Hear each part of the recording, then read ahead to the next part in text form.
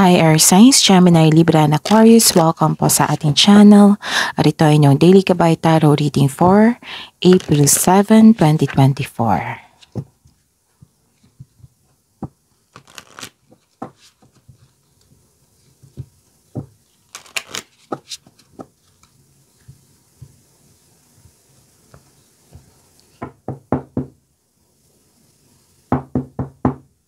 Please be reminded that this is channel reading po, so maaari kayo magka-relate o hindi. Just take what resonates. Gamitin ang reading na ito bilang gabay lamang. Balik po kayo dito bukas para sa ating Daily Gabay Tarot Reading. Please like, subscribe, and click bell button for notification para updated po kayo sa Daily Tarot Reading natin. Para po sa gusto magpa-reading, maaari niyo pong makuha ang link na sa description box po ito. Message lang po ako sa Messenger. Maraming salamat po.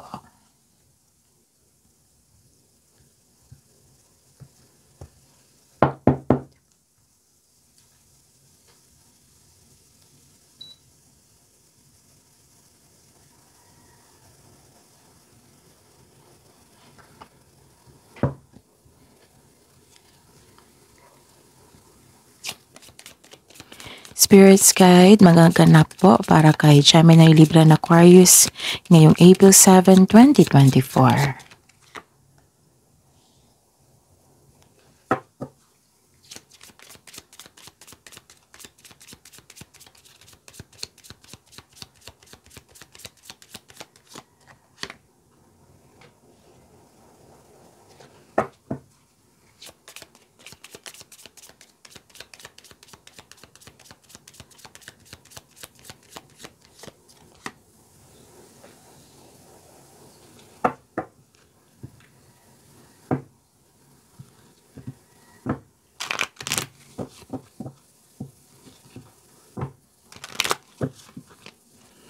Spirits Guide, mga mensahe po para kay Gemini, Libra, and Aquarius ngayong April 7, 2024.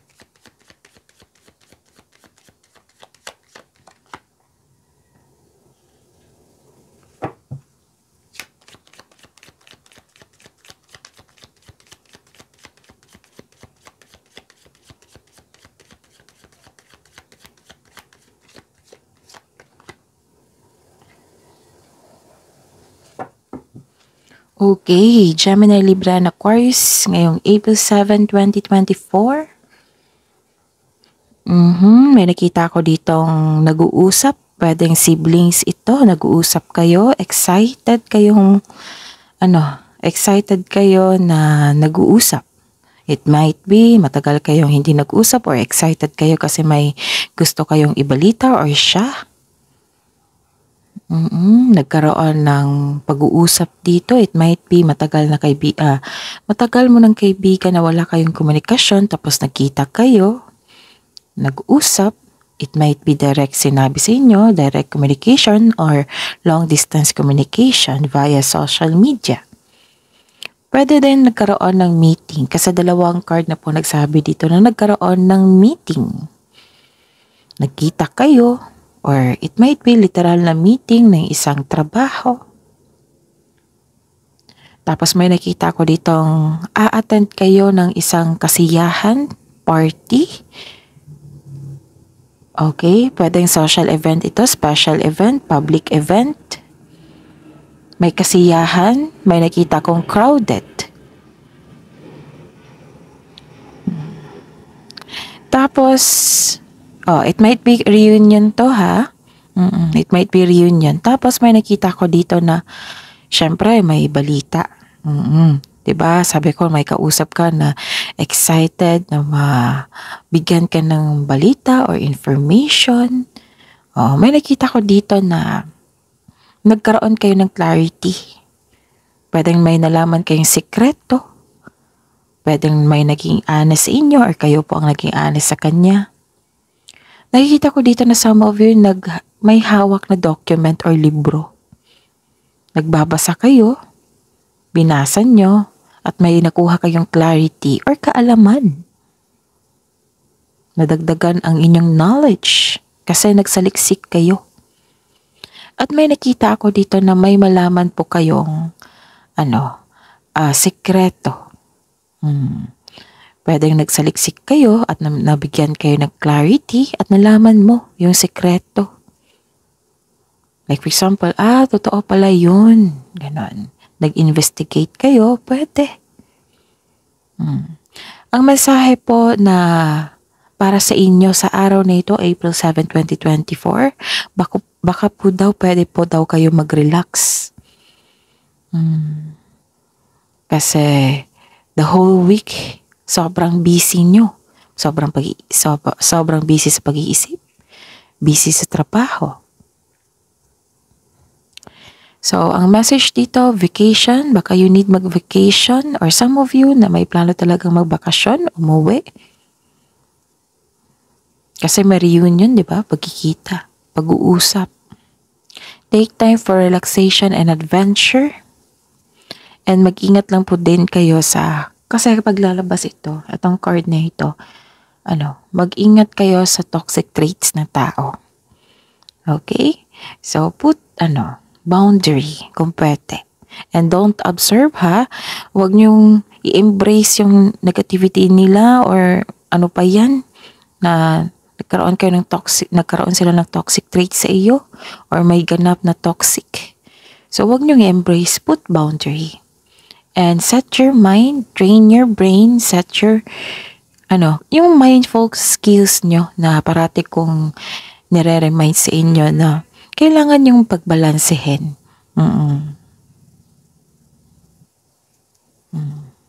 Yun ha, remind lang po. Okay?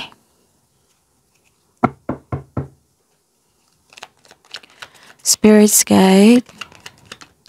Energy po ni Gemini, Libra, and Aquarius ngayong April 7, 2024.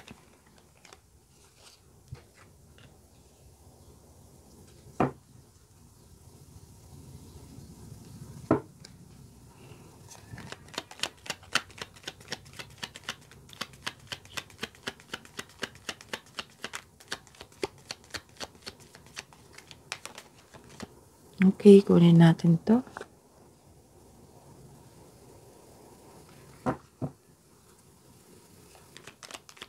Spirits guide, career and money po ni Gemini, Libra, and Aquarius ngayong April 7, 2024.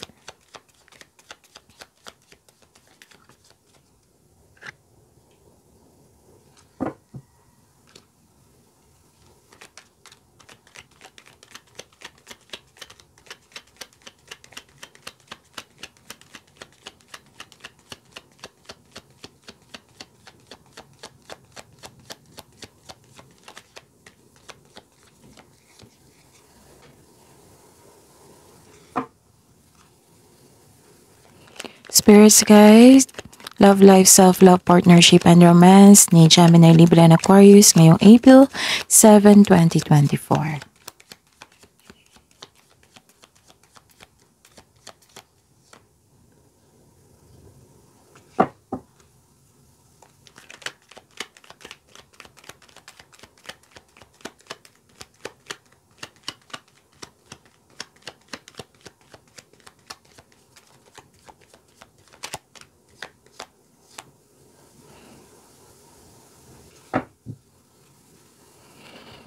Okay, Gemini, Libra, and Aquarius, please visit our channel po. Scroll down nyo lang po. Andun po yung separated video po ni Gemini, Libra, and Aquarius. Sa mga hindi pa nakapanood ng monthly gabay tarot reading nyo po, available na po. Naka-separate video po yung Gemini, Libra, and Aquarius. Punta lang po kayo sa channel natin. Scroll down lang po kayo hanggang sa makita nyo yung video nyo po. Recording sa April 2024 monthly gabay tarot reading. At may bago po tayong upload, yung career and money nyo po, monthly gabay tarot reading for April. So check nyo po kasi may makukuha kayong karagdagang mensahe po doon, okay? At magsilbing gabay po sa inyo. Sa mga, okay. By the way, open na po yung schedule natin for booking. Sa mga gusto magpa-personal reading, Sa mga gusto magpa-personal reading, open na po for booking. check mo yung video na ito, may description box dyan at nakapost yung link. I-click nyo yan and message me sa messenger for inquiry and for booking. So may nabasa ako kahapon na concern. It might be bago po siya dito sa channel natin na bakit po daw na naulit yung message. Like for example, kahapon at ngayon. Okay. Bakit po daw naulit yung message? Sa mga hindi pa alam, naulit yung message kasi hindi pa tapos ang pag-process sa mga nangyari. It might be hindi nyo hinarap, some of you ha. It might be iniwasan nyo. Kaya lumabas na naman para bigyan nyo ng atensyon at solusyon. It might be iniisip nyo pa rin kasi gumagawa kayong ng desisyon. Depende kasi yan eh. Oo, basta ang instances niyan is pinaalam ni kasi general reading ito. So it might be na iniisip-isip nyo itong sitwasyon na ito, yung naulit na mensahe. It might be another message na naman na iba yung sitwasyon. It might be process pa, on process, ginagawa nyo pa ng solusyon, nagbabalanse pa kayo, you're making plans pa bago gumawa ng desisyon, kaya tutok kayo sa sitwasyon na naulit na message, di ba? So marami yan, maraming dahilan po iyan. And please be reminded po, I am a reader. So kung ano yung bigay dito sa cards nyo, this is your energy. Okay, kung ano yung bigay ng cards nyo, yan po yung sasabihin ko. 'Di ba? Sabi ko ano po yung ano pa yung na-miss ko na message, 'di ba? Sabi ko minsan sa inyo. So ayun. Okay, tandaan nyo yan ha. Okay, para klaro. Tapos kung hindi kayo naka-resonate, ibigay nyo po sa iba. Kung naka-resonate kayo, comment down. Okay? So, maraming salamat po. Nung daang araw, maraming nagpa-reading sa, hanggang kahapon, oo, maraming nagpa-reading sa akin, Gemini and Aquarius. Kasi nalilito sa paggawa ng desisyon. Humihingi sila ng gabay. And I'm hoping okay na po kayo ngayon. So, basta wag madaliin ang paggawa ng desisyon. Okay? So, let's proceed.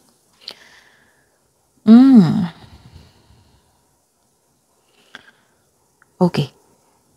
Diba sabi ko sa inyo kanina na may malaman kayong sekreto or mula sa inyong pagsaliksik na nagkaroon kayo ng clarity. And sabi ko kanina sa inyo na mag-ingat kayo kasi paglalabas itong card na ito, may toxic traits. And this is the clarification of your card na may deception or panlilin lang. So this is the clarification talaga.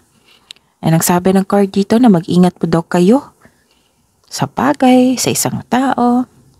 And wag kayong kung pwede po na wag nyong ibunyag lahat yung plano nyo. Kasi baka baka sasabihin ng taong ito or gagawa siya ng paraan para hindi matuloy yung plano mo. Kasi it's giving toxic traits eh. And alam nyo naman kung toxic traits, magkakaroon ng negative energy flow niyan. Okay? So, ayun. Huwag ibunyag ang lahat ng plano. Maging mapagmasid.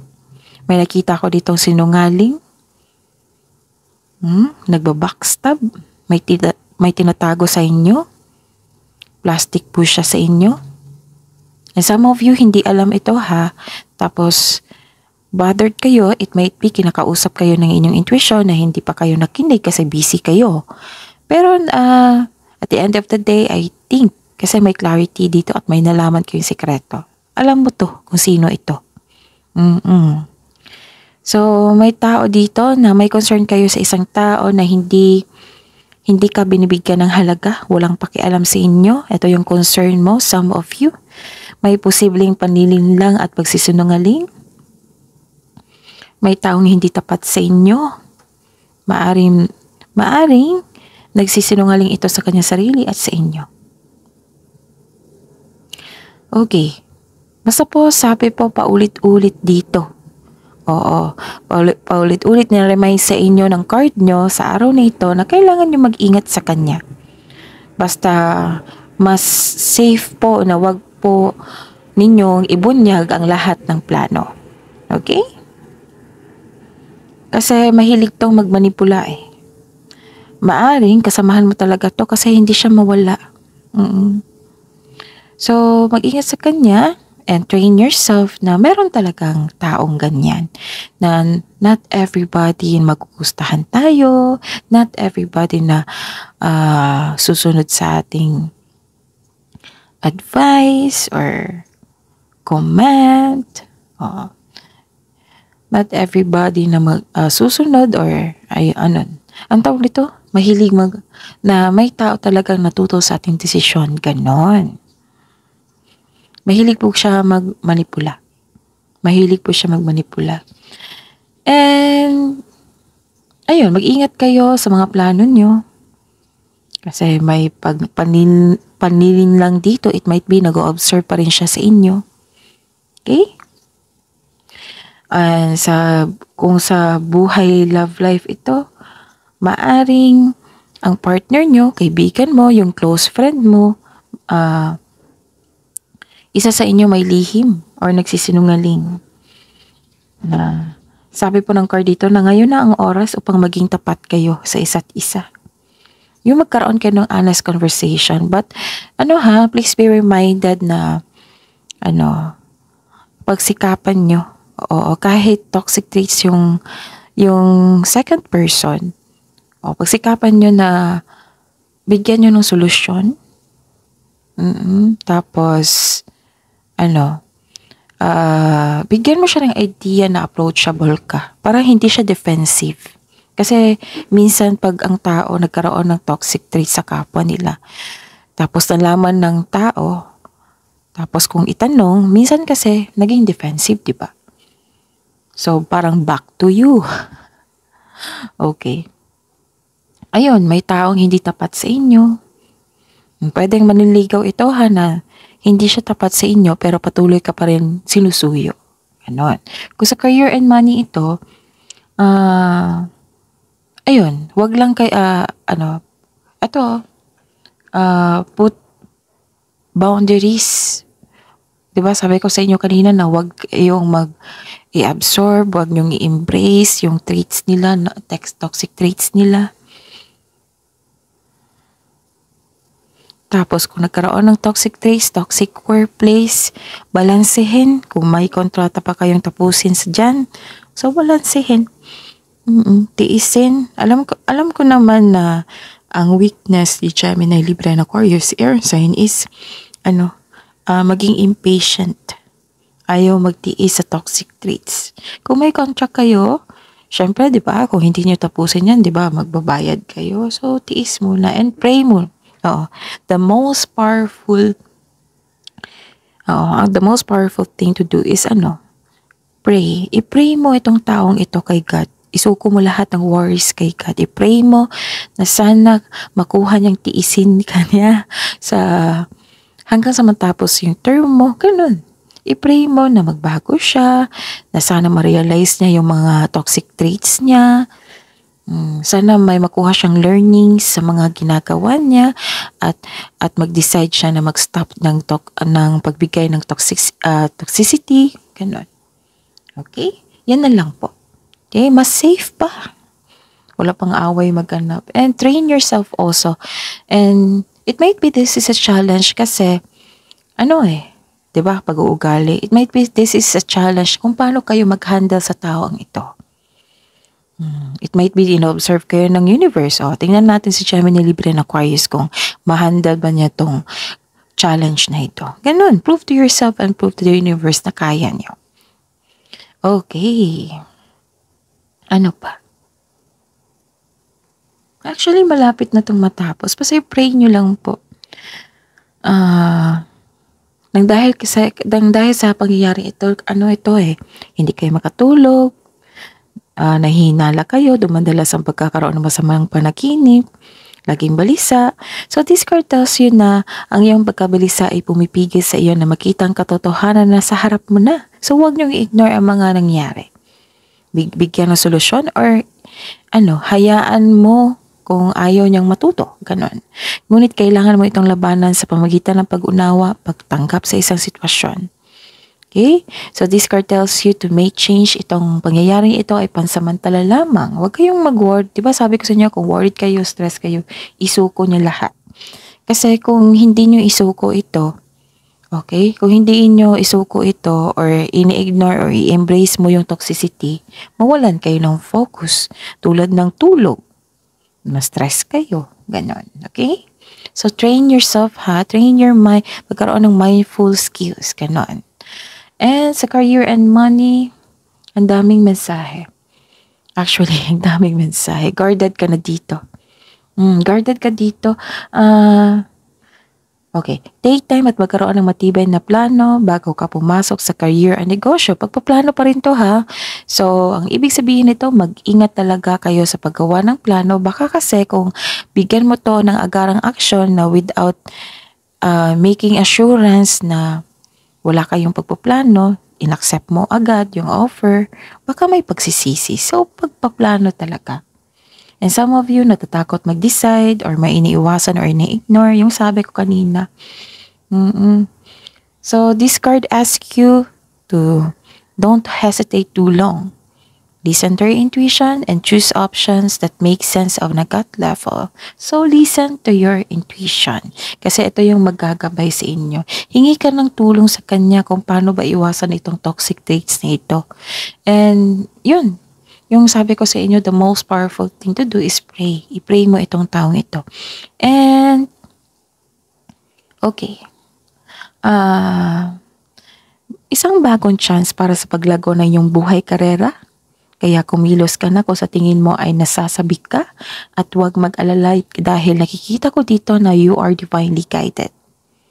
And some of you may papasok na kasosyo dito Papasok ang isang kasosyo sa negosyo o mamuhunan o magbigay ng tulong para magkapital. Ganon. Upang tulungan kang palakihin ang iyong mga idea at dalhin ang iyong mga plano sa susunod na antas. So, listen to your intuition paulit-ulit na sinasabi dito kasi it will guide you sa isang malaking desisyon. And please know na ang sabi po ng card dito na ang iyong buhay ay patuloy na yumayabong kapag sinunod mo ang iyong intuition, spiritual path, and explore new direction. So, this is choices and future plan. May ambition kayo or di ang gustong gawin. So, sabi dito, paulit-ulit na lang, 4 na card na po nagsabi dito na maggawa ng plano para sa hinaharap. Mag-ingat lang po kayo sa pagiging impatient po. Kung pwede po, i-improve nyo po iyan. Exercise your patience. And may nakita ko dito na very supportive ang family mo. It might be this is your friend, your partner, 2 tao to So, tutulungan ka ng taong ito para lumago yung idea mo. Okay? Ano pa? So, sa love life, self-love, partnership, and romance. Okay. This is a new beginning. I consider this card as a new beginning. Nagkaroon ng clarity, which is the clarification of your card here. Marami talaga kayong ideas ngayon. Actually, may iniisip kayo. Which is I am thankful kasi hindi nagkaroon ng overthinking. May iniisip kayo. Marami kayong ideas. Matalino kasi kayo And, okay. So, this is your sign also. Your signs. Nagkaroon ng determination Okay. Para sa mga single dito, huwag kayong mag-alala. Huwag kang mag-alinlangan na mag-invest ka sa bagong relasyon o opportunity. Para sa mga may relasyon, sa araw na ito, nagkaroon kayo ng masinsing ng pag-uusap ng kapareha mo, which is the clarification of your cards here, na nagkaroon kayo ng honest conversation.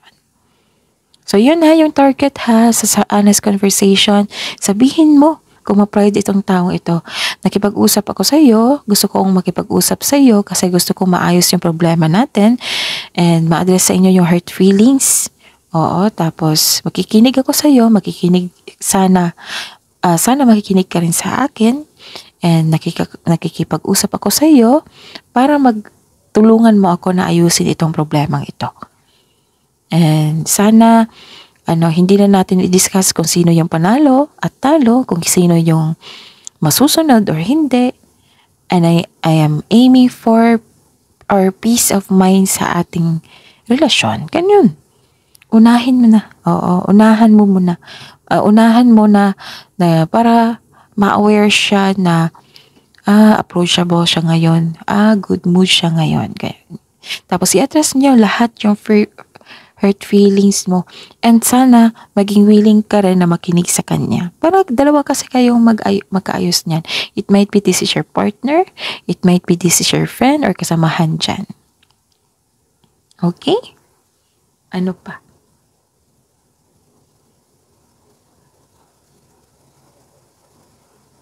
Okay. So this is very good talaga. Kasi wala akong nakikita ang overthinking dito. It might be, pero naagapan. Naagapan. Kasi ginawa mo ng aksyon may pagpaplano. Ginawa mo ng aksyon. Kaya lang, mag-ingat lang kayo sa pagpaplano. Yun yung mga paalala dito. Okay? Tapos, this is moving on from the challenges. Focus on mind healing instead of suffering. Okay? So, eto, 'di ba sabi ko sa inyo na may toxic traits dito pa lang. May toxic traits. So, umiiwas kayo or lumalayo kayo sa isang tao or sa isang place na nagdulot ng toxicity. Toxic. Tapos may some of you lumalayo sa hamon or umiiwas. Ito yung sabi ko kanina dito na kailangan yung wag nyong i-ignore kasi lalabas na naman ito bukas. Oo, lalabas na naman ito bukas pag ini-ignore nyo ito. So, kung paulit-ulit na lang nangyari, yung lumabas yung card dito, that is a message na gawa nyo ng paraan, gawa nyo ng solusyon. And some of you umiiwas siguro hindi approachable yung partner nyo or kasamahan mo dyan. Kaya, may dahilan nga yan Pero kung umiiwas kayo dahil ayaw nyo lang masaktan, actually nasaktan kayo, disappointed kayo, pero kung lalabas na naman ito bukas, kailangan talaga bigyan ng aksyon. Fears, face your fears. Ibig sabihin yan, kailangan bigyan ng solusyon para magiging okay na kayo totally. Pero nakita ko naman dito na you are moving on from the challenges. So again, focus and have faith. I-release mo yung naramdaman mo, palitan mo ng positibo na ma-motivate ka ulit, okay? So, ito yung dahilan na kung bakit naulit na yung mensahe. So, tandaan nyo yan, ha? Kasi may isang tao na nag-message sa akin kahapon. Baka bago lang siya dito.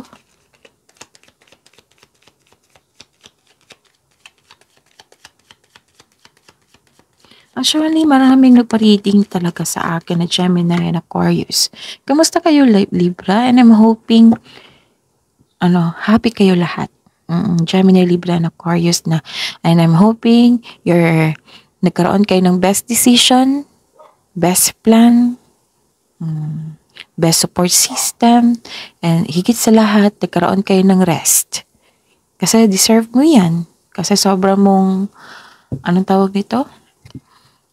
Sipak. And I'm thankful kasi hindi kayo nag-overthink dito unlike kahapon. Nag-overthink kayo. Okay, so love message para sa mga single. Breathe in, bliss. Breathe in, breathe out. Kailangan mag-motivate. Kailangan mag-meditate dito. Tapos, sa mga love message sa buhay mag-asawa at sa mga may relasyon, be ready to receive what fate has planned for you. Wow, may ibibigay sa inyo yung tadhana sa inyo. Receptive. So, ang wisdom message po is you are encouraged to reconnect with your inner child. In order to become more spontaneous and playful and consider what life has to offer with a greater sense of wonder.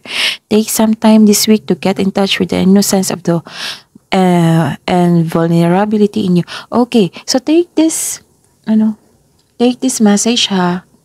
Take time for relaxation, vacation, and adventure, and take time to the, pahinga rin ito eh. Itong pagbigay mo ng panahon sa inyong inner child. Kasi, kung magkakaroon ka ng time sa inyong inner child, maiiwasan mo yung anxiety, stress. Yes. Proven na yan. Okay, so, another advice, emotions are running high.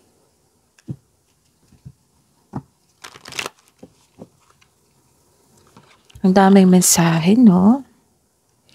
Okay. Sabi po ni Archangel Raphael, see with enlightened eyes, open to abundance. Wow, abundance. So, claim nyo to ha, yung bigay ni Archangel Raphael. Abundance. Wow. So, maraming blessings dito.